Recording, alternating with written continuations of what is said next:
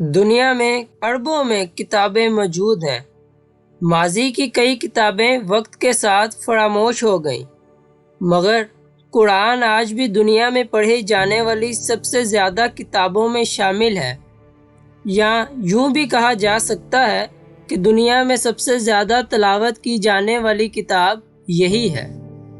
بنیادی طور پر آج کی بات کا اصل نقطہ بھی یہی ہے کہ کیا صرف اس کتاب مقدس کی تلاوت کافی ہے، یا کیا یہ کافی ہوگا کہ اس کو گھر میں ایک بلند مقام پر عزت کے ساتھ محفوظ کر کے رکھ دیا جائے۔ یہ بات خاص کر پاکستانی معاشرے کے لیے ہے کہ کیا اس کے نزول کا مقصد یہ تھا کہ جب آپ کی بیٹی کو رخصت کیا جا رہا ہو تو اسے اس کے سائے تلے رخصت کیا جائے، یا خدا نے اپنا مقدس کلام اس لیے نازل کیا تھا کہ کورٹ کچہری میں اس پہ ہاتھ رکھ کے جھوٹی قسمیں کھائی جائیں۔ دور حاضر میں جس طرف بھی دیکھا جائے مسلمان تباہ حال ہے، اور اب تو حال کچھ ایسا ہے کہ اگر یہ جملہ کانوں میں پڑے کہ مسلمان تباہ حال ہے تو معلوم ہوتا ہے کہ ایک عام سی بات ہے۔ دین اسلام یعنی قرآن کا مقصد تو اخلاقیات کو بہتر کرنا تھا، اور انسان کو انسان بنانا، اور جاہل معاشروں کو مسلمانوں کے عملی نمونے سے راہ حق پہ لانا ہے، انہیں دلی سکون کی اصل راہ دکھانا ہے۔ اور آج اس دین کو اور اس قرآن کو ماننے والے خود تباہ حال ہیں۔ معاشرے میں جنگل کا قانون ہے، کمزور کی آواز اعلیٰ طبقے تک کہاں، اس کی گلی محلے کو چھوڑیے اس کے کمرے تک محدود ہو کے رہ جاتی ہے۔ ہر شخص خود پسندی کا شکار ہو رہا ہے۔ سیلفشنس اس قدر تک پروان چڑھ رہی ہے کہ ماں باپ کا حق تک اولاد ان سے چھین لیتی ہے، اور مختصراً ہر طرف دوبارہ سے جاہلیت چھا چکی ہے۔ دوبارہ کا لفظ یہاں اس لیے استعمال کرنا مناسب ہے کیونکہ اگر غور کیا جائے تو قرآن سے قبل بھی حالات کچھ ایسے تھے۔ کریکٹر ڈیولپمنٹ صفر کیا منفی میں تھی، اور آج بھی کچھ حالات مختلف تو نہیں۔ اب نقطے کی جانب آتے ہیں، تب جب قرآن نہ تھا اور اب جب قرآن ہے تو پھر یہ انتشار کیسا؟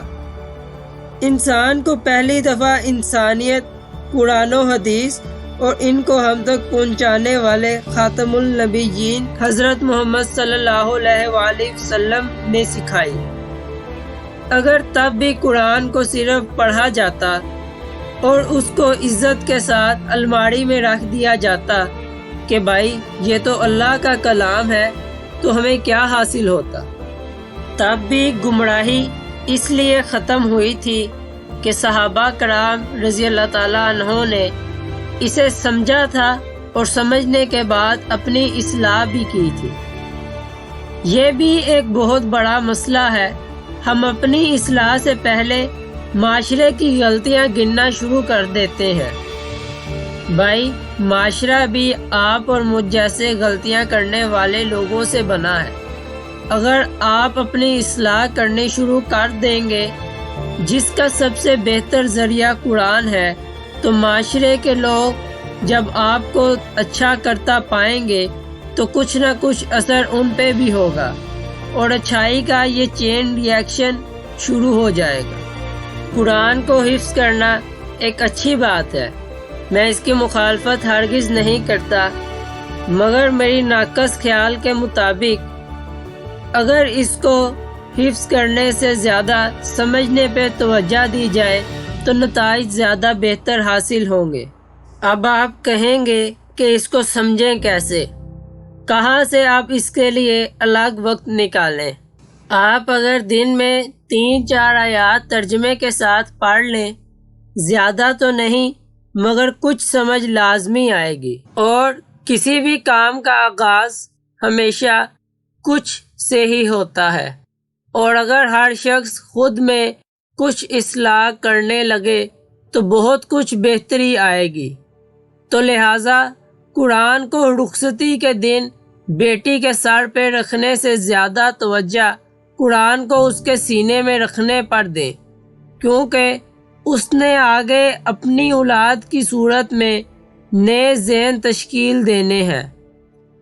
اور اگر قرآنی تعلیمات کے مطابق کسی بیٹی کا ذہن اور اخلاق پیدا کر دیا جائے گا تو ہمیں کورٹ کچہری میں قرآن پہ ہاتھ رکھ کر قسمیں اٹھوانے کی حاجت نہ رہے گی، کیونکہ اگر مائیں بچوں کی اچھی تربیت کریں گی جو قرآن کے اخلاق کے مطابق ہوگی تو ہر شخص اپنی اصلاح خود کرے گا اور امن و امان اور انصاف کی فضا قائم ہوگی، جیسا کہ نبی کریم صلی اللہ علیہ وآلہ وسلم کے دور مبارک میں تھی۔